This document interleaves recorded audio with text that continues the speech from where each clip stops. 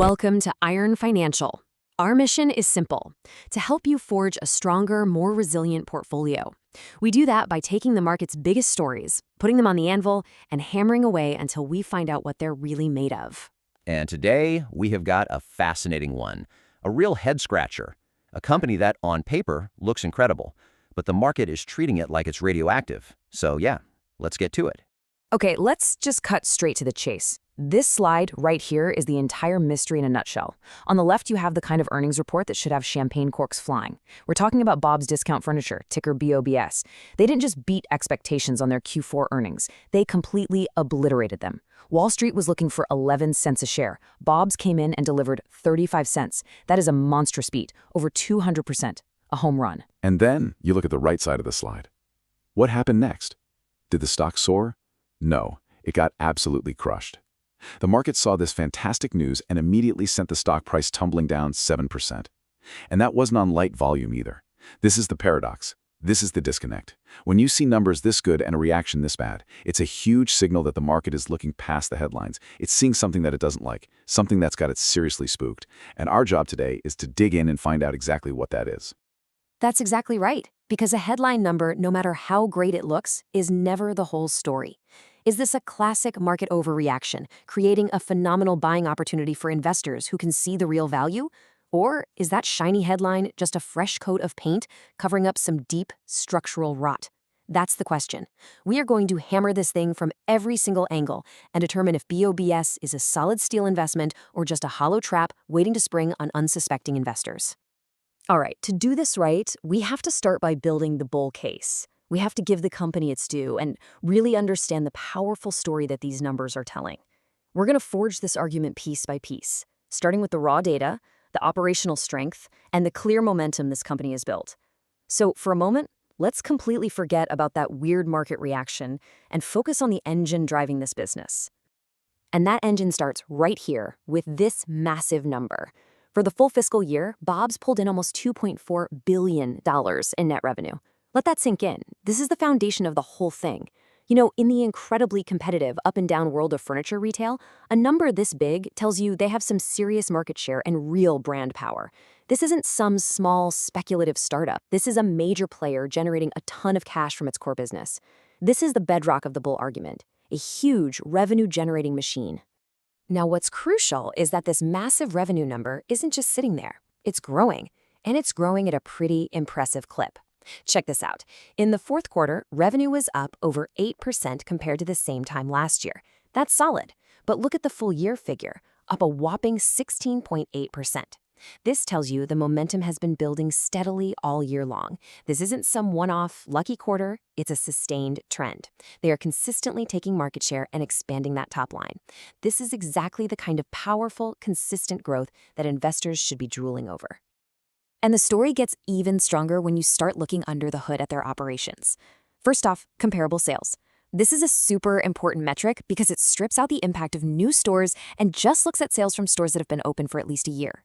For the full year, it was up a very healthy 7.7%. This is proof that the growth isn't just coming from expansion. Their existing stores are getting more and more productive. Then you look at the margins. A gross margin of almost 46% and an operating margin over 9%. For a discount retailer, those numbers are incredibly strong. This tells you it's not just a company that can move a lot of product, it's a company that does it very, very profitably. This is the signature of a well-oiled, efficient machine. And all of this brilliant operational performance, it all comes together right here. This is the crown jewel of the report, the number that kicked off this whole paradox. That 218% earnings surprise. See, when you combine really strong revenue growth with these fat margins, you get an explosion in profitability. They didn't just squeak past the analyst estimates, they left them in the dust. 35 cents a share versus an expected 11. The point here is, from a pure performance standpoint, this was an A++ quarter. They absolutely knocked it out of the park. So, what does a smart, well-run company do when it's firing on all cylinders like this? It strengthens its foundation for the future. Just a few weeks before they dropped this earnings report, Bob's had a successful initial public offering, an IPO. And what did they do with all that new cash? They didn't just go on a spending spree. Nope. They immediately made a power move. They paid back about $350 million in debt. This is exactly what you want to see from a disciplined management team. They de-risk the company, they lower their future interest payments, and they fortify their balance sheet for the long haul. That's a very savvy and confidence-inspiring use of capital. And what does a stronger balance sheet get you? It gives you the fuel for the next phase, aggressive growth. Management is not sitting back and admiring their work. They've already laid out a clear plan to open 20 new stores in the next fiscal year. This is a huge signal of confidence coming from inside the company. They believe in their business model, they see a long runway for growth ahead, and they are putting capital to work to go out and grab even more market share. This is the picture of a company that is squarely on the offensive. And hey, it's not just me saying this. The professionals on Wall Street, they're seeing the same thing. Of all the analysts covering the stock, 10 of them rated a buy. The consensus is a solid moderate buy.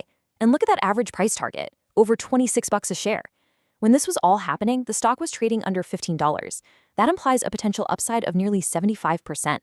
So let's just sum up the bull case. You have explosive growth, rock-solid operational metrics, smart financial management, a clear plan for expansion, and Wall Street seal of approval. It looks like a bulletproof investment case. Whoa, hold on a second there. Bulletproof? That's what they always say right before the whole thing comes crashing down. A shiny surface and a great story can hide some very deep, very dangerous flaws. The bull case sounds great, I'll give you that. But now it's time to stop admiring the fancy engine and start stress testing the chassis. It's time to go looking for the cracks in the armor. Because believe me, the market thinks they are there. And the first crack we find isn't a crack, it's a gaping chasm. I'm going to read this quote directly from an analysis by Guru Focus because it is just that important. Quote, "The company's Altman Z-score of 0 suggests potential financial distress."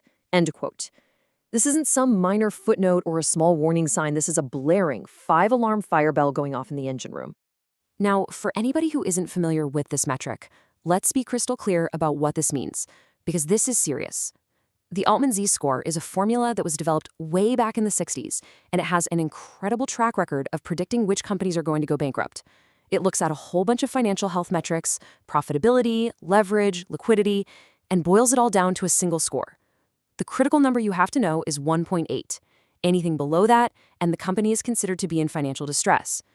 Bob's doesn't have a score of 1.7 or 1.5, their score is 0. Statistically, that is a colossal red flag. It suggests a very real, non-trivial risk of bankruptcy within the next 2 years. All the revenue growth in the world doesn't matter one bit if the underlying financial structure is this fragile.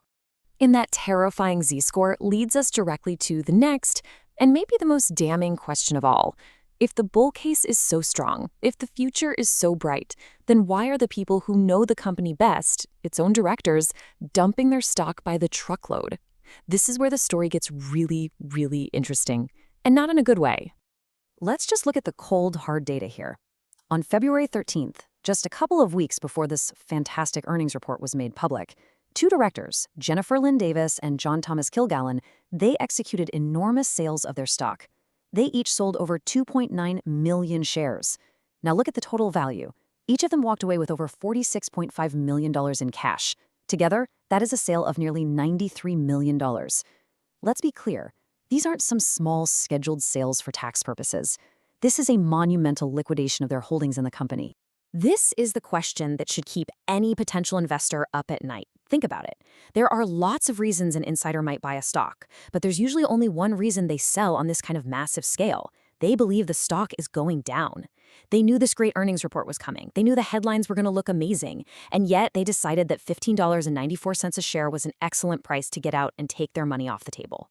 That is a massive vote of no confidence. It begs the question, what do they know that we don't? Their actions are screaming that all the good news is already baked into the price, and the risks, like that terrifying Z-score, are being dangerously overlooked. And after that massive sale, this is what you're left with. Insiders now own just a hair over 3% of the company. That means they have very little skin in the game. Their financial incentives are no longer aligned with the average shareholder who's buying in today.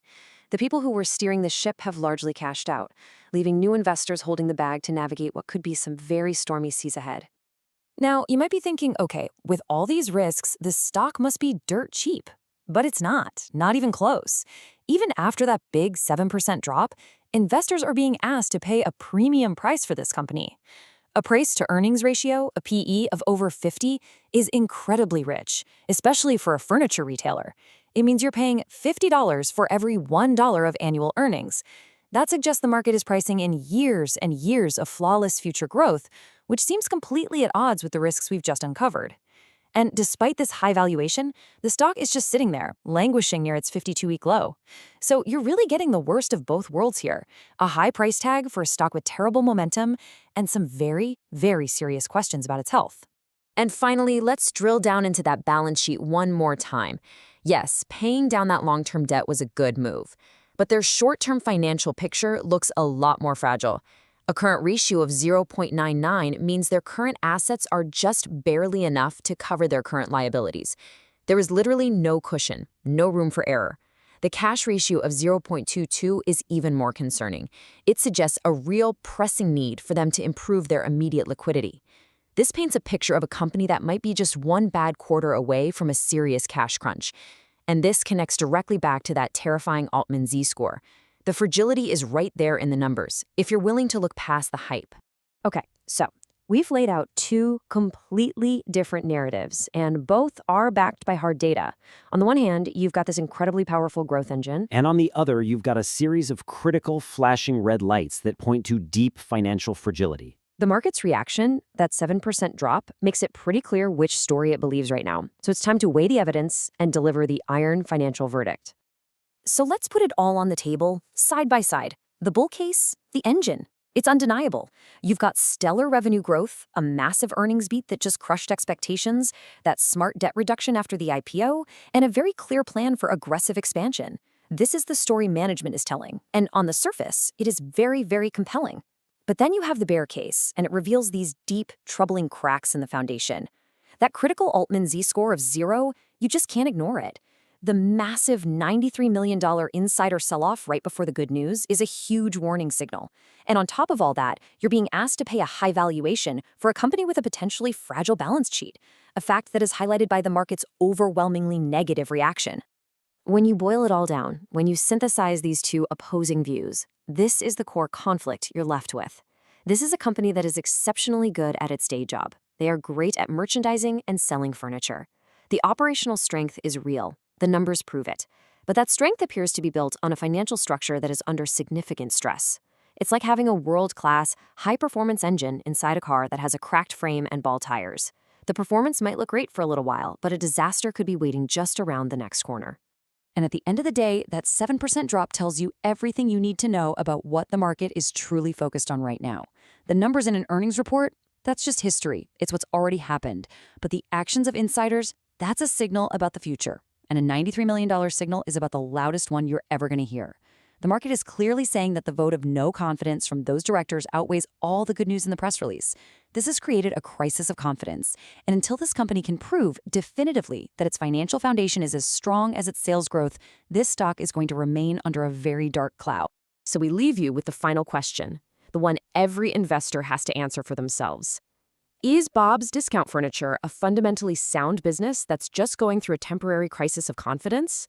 One that savvy investors can take advantage of? Or is all that impressive operational performance just a beautifully decorated showroom? A facade that's hiding deep structural flaws that those insiders saw all too clearly when they cashed out? The answer to that question will determine if this stock is a bargain or a trap. Our analysis shows this is a classic high-risk, high-reward situation that demands extreme due diligence. Forge carefully. Quick disclaimer, everything I share is for entertainment and informational purposes only. I'm not a financial advisor, so please do your own research or talk to a professional.